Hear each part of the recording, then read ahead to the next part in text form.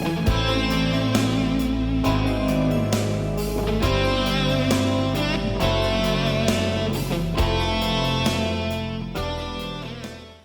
we're going now to 4K's ToD.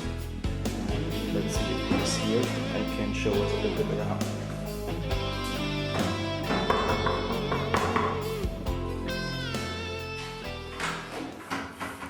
Hey, what's up? I'm 4K ToDs.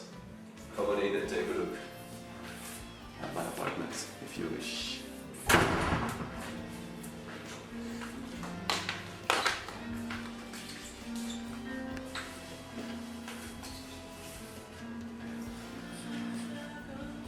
The living room we have here.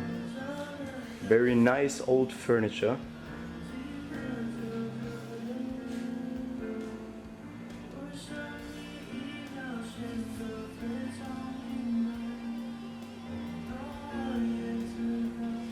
I think you're living here since a few days, right? Yeah. Very nice. Maybe around 1 week, a little less than 1 week. It's already pretty dirty and messy. No, it's okay. Was it hard to find the apartment? Yeah, very hard.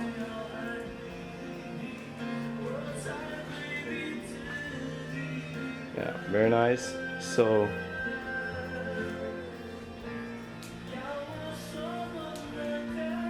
the little bit dark room, there he's sleeping, and let's go to the bath because the bathroom is the best, I think. Wait, I have to make light. Yeah. Tell us a little bit about the bath room, where you were the first time in your how is it called? This, I mean, because there are these small thingies and they push you really hard. Yeah, when I used this before, I didn't know how to use this. It's like a tuba or jacuzzi, or I don't know. So I pushed this button, I didn't know what it was. Then when it was halfway full, water splashed on me. Like from four things, very suddenly. I didn't expect it at all. Bam! In other words, a very nice shower for Chinese. I think it's really good, right? Yeah. I had already seen worse places. So you're really satisfied with your new apartment? I think I should be. Look at the size of my bed. Yeah. Ah, nice. And soon the next tournament is coming, so you have to leave this, I think, for the next few days. And I already have to take a look out of this really big window because I think the view is really nice. And I think there over is a swimming pool behind the window. Yeah, it's really looking nice. There are many guards who are always walking there around. Really cool. The most important thing, I think, is always this. I don't have to say a lot about it, but it's always the best. I think you have just energy drinks in it right now. Just some bottle. It's empty. It's still empty. I think he just used it to put his bottles in it and to make them a little bit more colder. Yeah, and the kitchen, as normal, as usual, it's everything.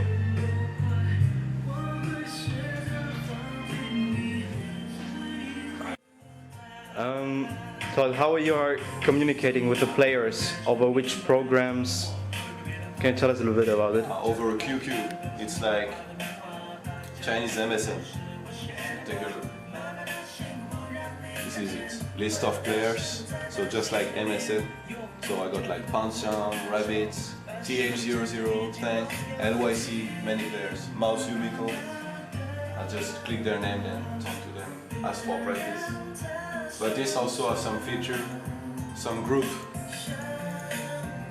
like replace net group, for example. Yeah. The most popular one with really a lot of players. All the best Chinese players are here. Sky, Fly, ToD. So you can just I just ask them like this: who won game, until somebody send me a message and want to play with me. There is a lot of players, for Dream and everything. Great. And the Chinese internet here in Beijing, what you can tell us a little bit about it? It's okay for playing against those players? Or? No, there's two main providers in Beijing. One is Guangdong, and 90% of Beijing is covered with Guangdong. And the other one is Dianjin. So there is not too much Dianjin internet here. And before I had Guangdong and I couldn't play with Chinese because in all the rest of China everybody used Dianjin, all the best players. And there is some compatibility issue between the two internets. So before I couldn't play with any of them. So now that I moved away from my previous place, I looked for an apartment that had Dianjin. Sase, who moved out earlier, took himself an apartment with Dianjin also. And now I can play with all Chinese players very easily without with nearly zero lag. Oh, that's great. It's pretty nice. Okay, thank you for this small view and have a nice game.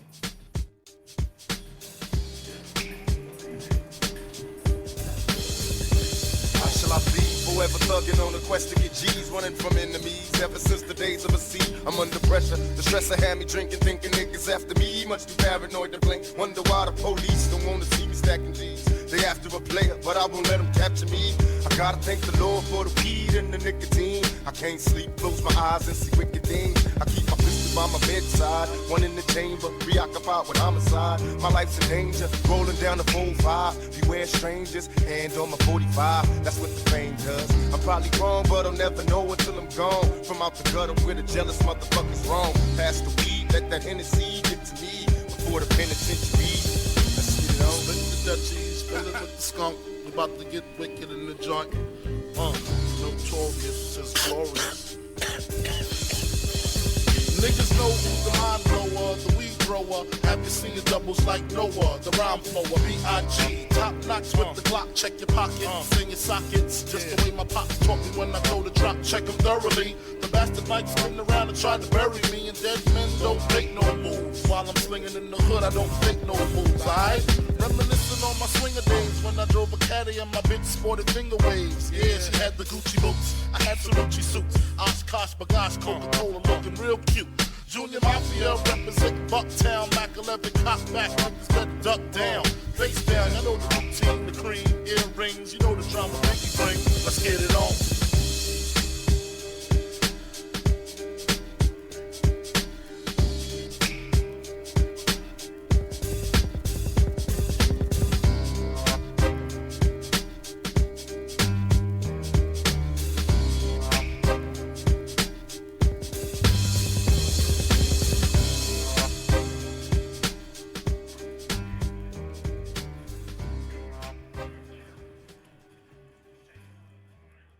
My name is Yoan Merlo, I'm 21, I come from France and I play human for the team 4Kings. And the idea of coming to China got into me because a while ago Fov and Czech talked about coming here to live here and join a Chinese team or something. Then I thought, why not do the same, since I had traveled a few times to China and already knew some about it. I thought it could be a nice try to live there. We had a lot of trouble, but at least it was better that we were two, so we could gather more friends to help us out or get more idea from two people. The biggest problem is probably the language barrier, but right now I have many friends around helping me doing everything, so I don't have that much trouble with this anymore. You are here for a little bit time right now, so you saw the players, you saw some tournaments like the WSVG, for example, or something else. What can you tell us about the Chinese esports scene?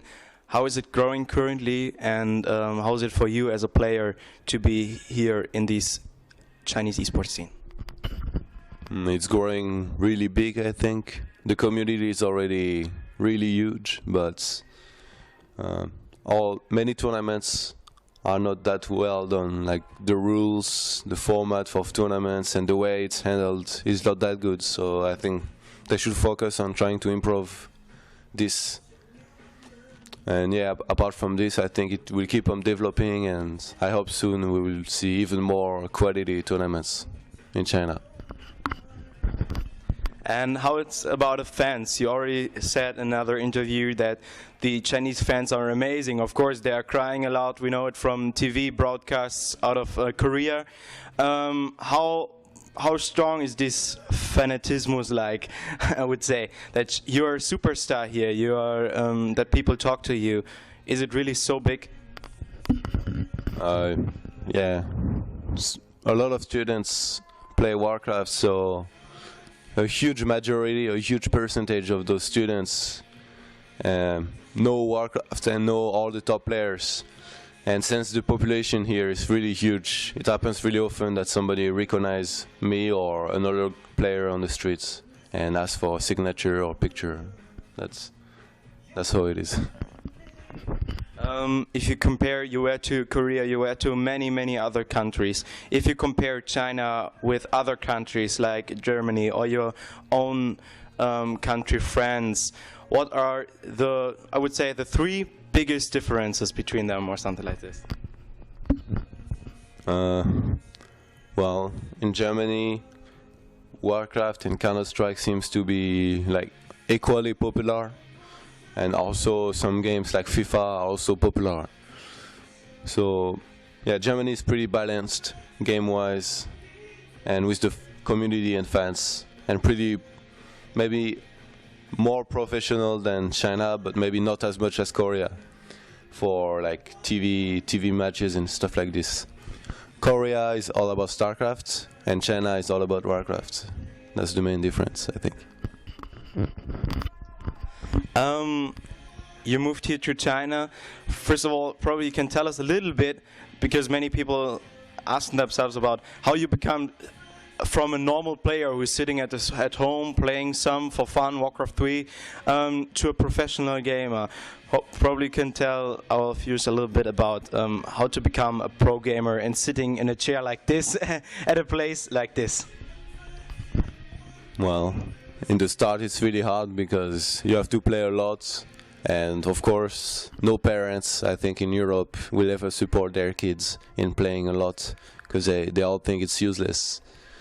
So yeah, you have to believe in yourself and try to make it all the way really seriously. Take it really seriously, like as an objective or a mission or something, to when I get good and achieve something. How did your parents react to the whole, or what do they think about this whole eSports scene, and that you're on TV, that you earn so much money by tournaments, by winning them, and that you're going to China to live here? What do they think about your life as an eSports superstar? In the beginning, I think they didn't really understand at all what I was doing. Then when I told them I was going to Korea for some time, I think they were pretty shocked. They still couldn't realize. Then later on, I showed them some VODs and how one match was looking. Then they finally understood what it was like. And now I think they kind of got an insight of what a match is like, and they support me, and they're pretty proud of what I've achieved and stuff. I keep them up on my results and everything.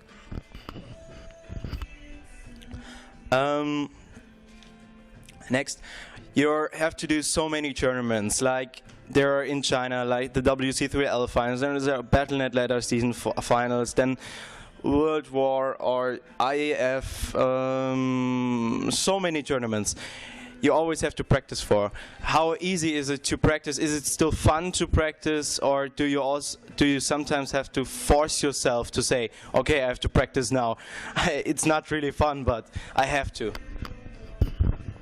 Yeah, I try not to force myself to practice most of the time, but sometimes I have to, like before tournaments like now, even if I don't really feel like practicing, I have to, because I need to do good. But still, I'm not playing the whole day. Like 2 days ago, I played 0 games at all that very day.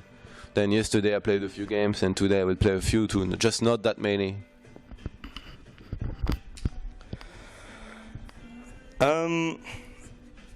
Probably you can tell us a little bit how you are practicing, with which Chinese players for which race, and what is for you currently the most hardest matchup? Yeah, I have some practice partners that I've had for quite some time.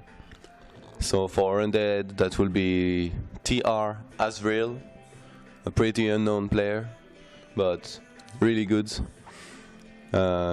He's specialized in FOV style. He copies FOV very, very well. So a lot of players that have to prepare for a match against FOV in China practice against him because he plays the exact same style. I also practice against Colorful Panxiang, who won against Sase in WSVG. He's pretty good too. He plays ghouls rather than fiends most of the time and give me tough games. Then there is for Orc. I play with 3 orcs mainly, which is Like, W-I-G, Like, who I think is one of the best orc against human in the world, because he always practice against Sky or Infi or me. So I lose really many games against this guy. And then there is Xiaoti and Fly. Then also I lose a huge percentage of games in practice against them. For Night Elf, there was Fall Dream. I used to play a lot against Fall Dream, and I think it has helped him because he won against Sky recently in ESWC China. And then just a bunch of noob elves, like, I don't know, can't remember our nicknames. There's LYC and some others. And for human, well, I almost never practice against human usually, but these days I've tried a little more to force myself, because last time I played against Sky it wasn't really close, so I want to give him tougher games next time. So I've been playing some against Yumiko, Mouse Yumiko, and some other guys like Tank. And for many people, they are really interested in, I would say, like, the most important factor you need to play in a matchup versus Night versus UD, and again in the different matchups. What's the most important thing in playing against the specific matchup? Well, timing and strategies, I guess. Against every race and on every map, I have some different timing, creep route, and strategies that I work on all the time to make them even more perfect and accurate, so I can have more chances to defeat anybody I meet in tournaments. But lately, so many strategies have already been used that what it comes down to is surprise effect. Like in BWI, the Undeads against Sky used Panda to surprise him and to make a valuable counter, since they knew he wasn't going to expect it. Then also when I played against FOV, he didn't know if I was gonna go Paladin or Archmage, so I went Archmage to surprise him, and it worked out because he was scared of Paladin and he made a different build order than he should have. So yeah, that's what it has come down to lately. It's not too much more about playing cookie cutter, always same strategies. We need to change and make some variations for everything.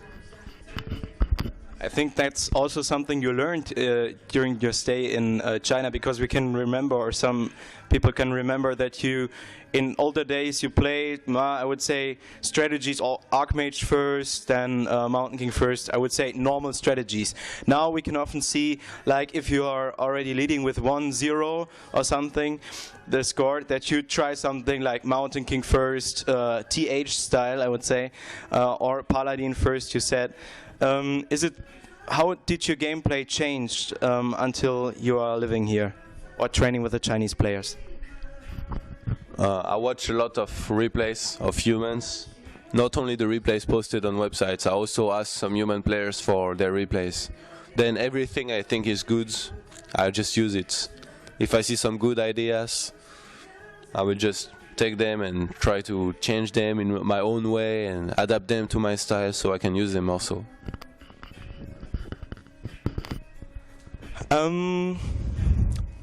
You were to Xi'an and you saw the WE headquarter. You were to the WNV headquarter to train with the players, to practice with them. You visited many teams here, many Chinese teams. How would you say the structures are already improved, or how good they are already have the environment to improve their abilities? What would you say? Yeah, I think they have a very good practice environment.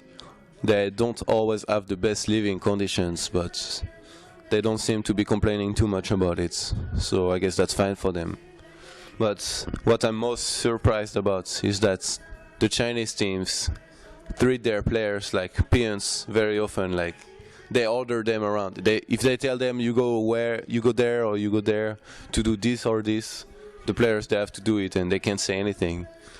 I see the difference with European team. In Europe, the organizations and teams, they never ask anything from their players.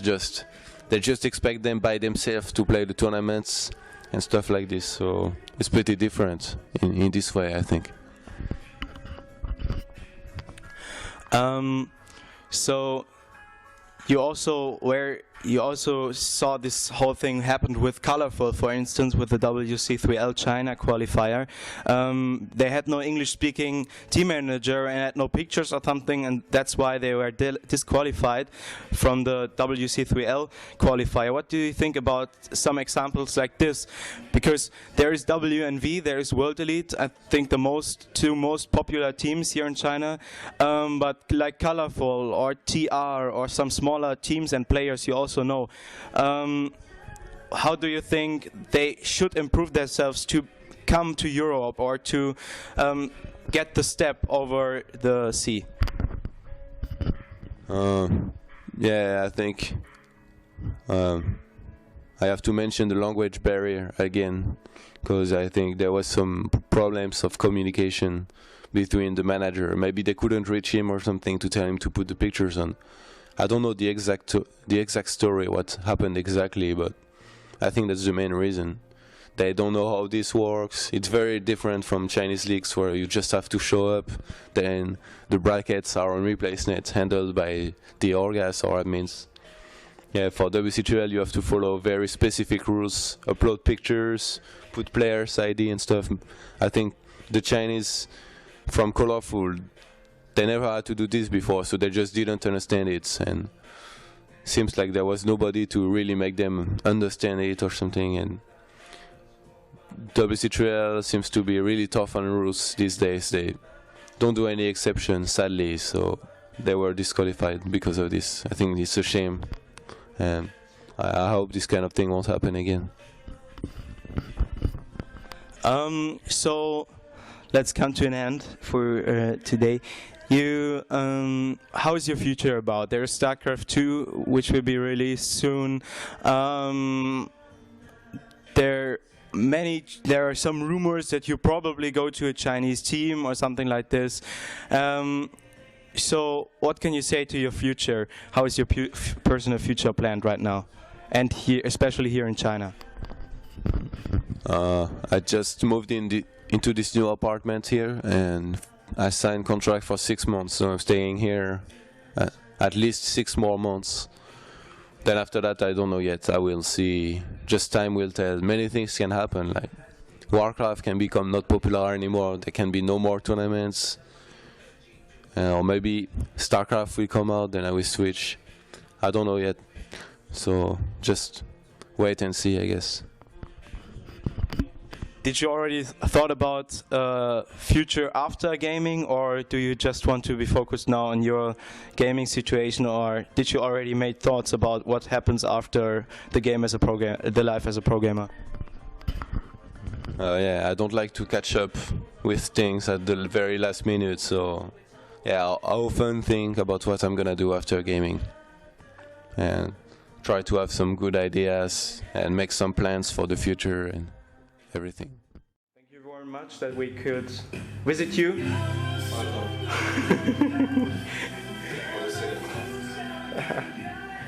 We have to go, I think. Nice picture, by the way. how romantic is this guy about? So a last view in this place where 4K ToD is living, and we let him sing. We let him continue singing a little bit to the nice music. I say goodbye.